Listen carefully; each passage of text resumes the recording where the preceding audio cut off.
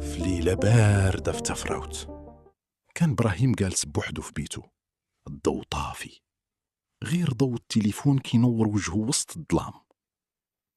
إبراهيم من زمان وهو كيعشق قصص الجن والحوايج الغامضة، وكل ليلة كيبقى يقلب في اليوتيوب على قصص الرعب والأساطير.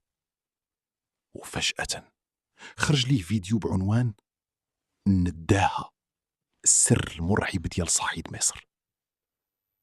إبراهيم وقف شوية وبقى كيشوف صورة الفيديو باهتمام. مرة واحدة حس بشي حاجة غريبة، فضول وخوف في نفس الوقت، ودار تشغيل الفيديو.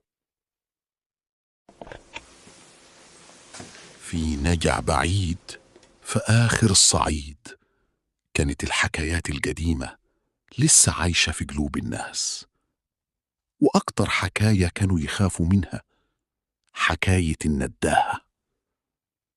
وكانت ست عجوز اسمها الحجة زينب دايما تحذر العيال بالليل وتقول: إياكم تمشوا جنب الترعة بعد نص الليل، النداهة بتنادي على الواحد باسمه، واللي يرد عليها يضيع.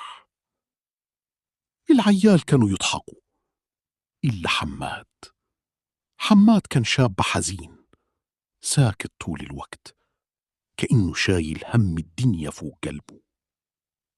وفي ليلة ضلمة وهو راجع من الساقية، يا حماد، وقف مكانه قلبه يدق بعنف، وافتكر كلام الحجة زينب، لكن الصوت رجع تاني. تعال يا حماد. المفروض كان يجري، لكن حس براحة غريبة ومشى وسط الضباب لحد الترعة. وهناك شافها حرمة لابسة أبيض